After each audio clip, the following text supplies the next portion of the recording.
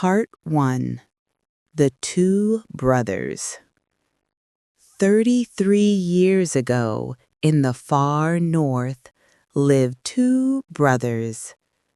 Their names were Theo and Arthur. Theo was thin and liked to think. He spent his days reading thick books.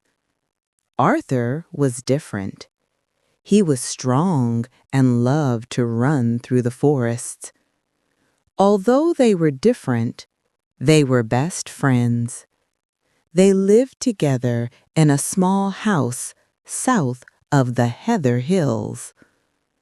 Their father was a man named Matthew.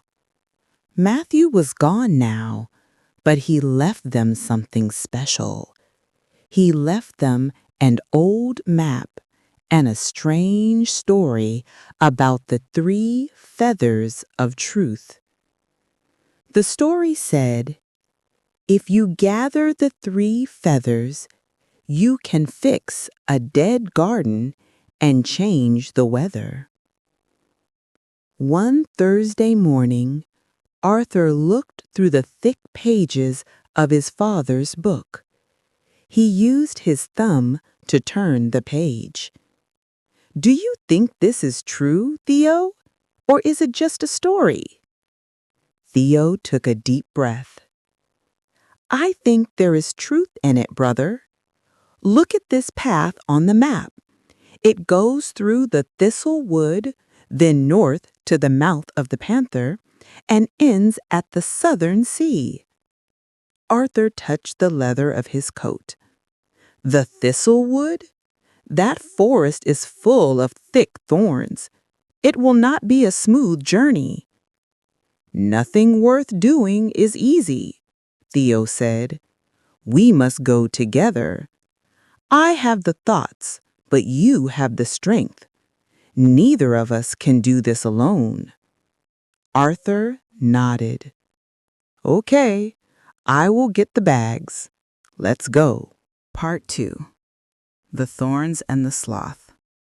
The weather that Thursday was bad. Thunder made loud noises in the north.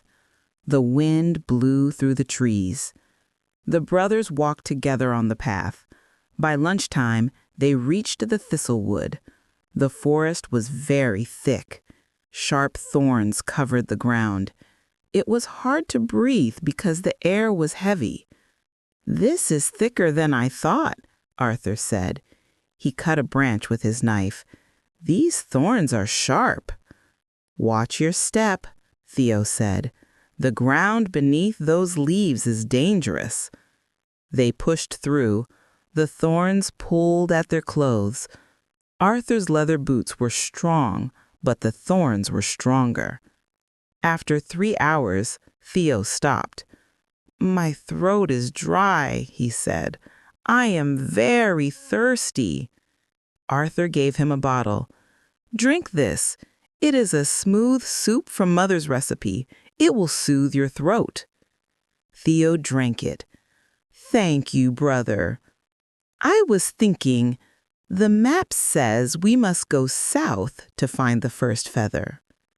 They walked south. Suddenly, something big moved in the bushes. Did you hear that? Arthur whispered. I thought I heard breathing, Theo said. A giant animal stepped out. It was a sloth. It had thick fur. It stood in their path.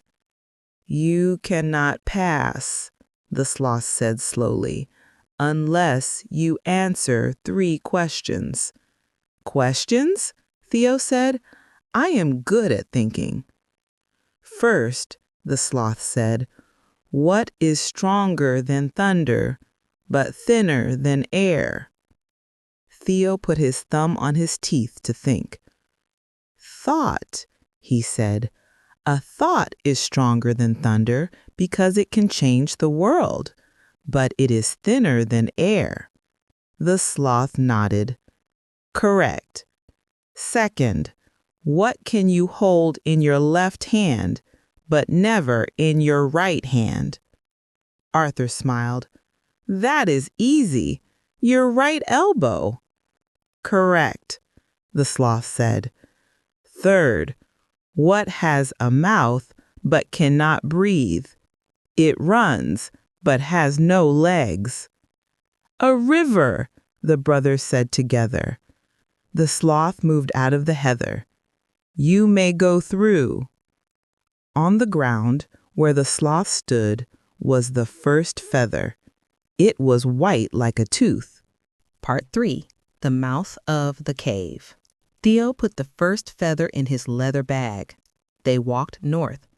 The weather got worse. The thunder was very loud now. Rain hit their faces. This weather is terrible, Arthur shouted. We must get to the cave, Theo shouted back. The mouth of the panther. They saw the cave. The entrance looked like an animal's mouth. Sharp rocks hung down like teeth. They ran inside. Inside it was dry. They made a fire with dry sticks. They sat together for warmth. We have one feather, Theo said. The second one is deep in this cave. In the dark? Arthur looked at the back of the cave. I hate the dark. It feels like I cannot breathe. We must go further, Theo said.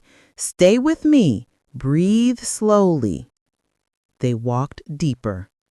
The floor was smooth stone. The sound of their breathing echoed off the walls. There, Arthur pointed. On a smooth rock sat a golden feather. But there was a problem. A sharp blade was swinging back and forth in front of it. Swish, swish. It moved with a fast rhythm. I cannot reach that, Arthur said. It will cut my hand. We must think, Theo said. Look at the rhythm. It stops for a short time every third swing. Are you sure? Yes. Watch. 1, 2, 3. Stop. 1, 2, 3. Stop. Arthur watched. Theo was right. Okay, Arthur said. I trust you. On the next third swing, Theo said. Ready? 1, 2, 3. Now! Arthur moved his hand forward quickly. He grabbed the golden feather. He pulled his hand back just as the blade swung through the air. It missed his thumb by 1 inch. They breathed out slowly. That was scary, Arthur laughed. But we have the second feather, Theo smiled.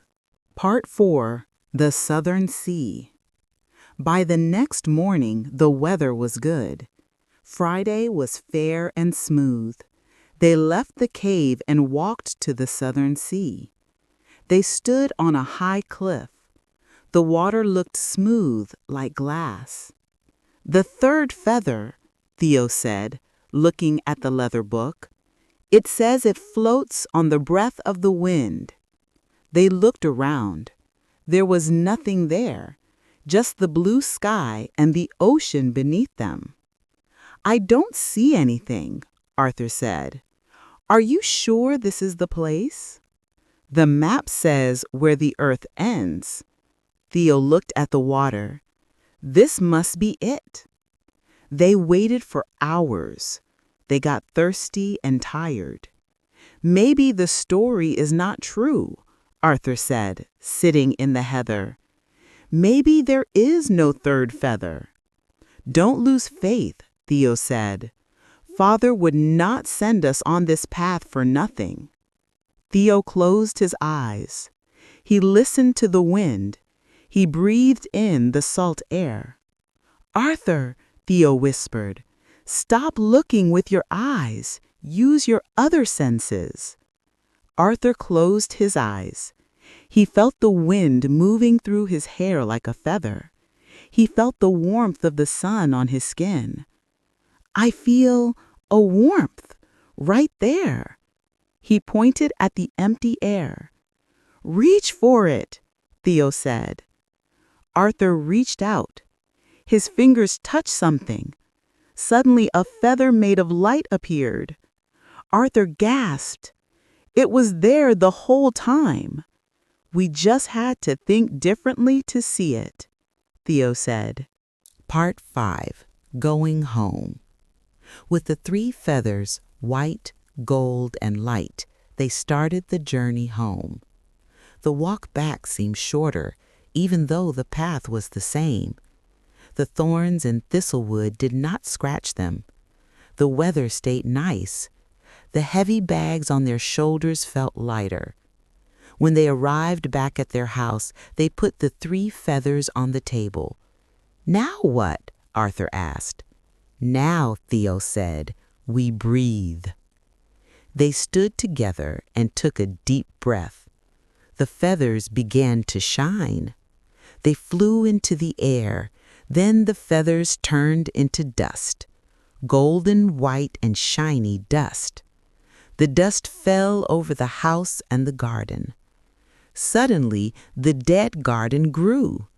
Flowers of purple heather and red roses grew from the earth. The roof of the house fixed itself.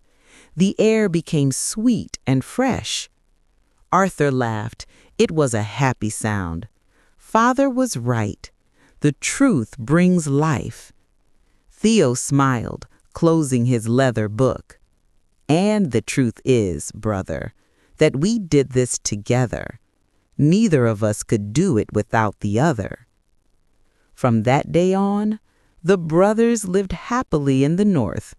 Their garden was beautiful. They were always thankful for the journey through the thorns.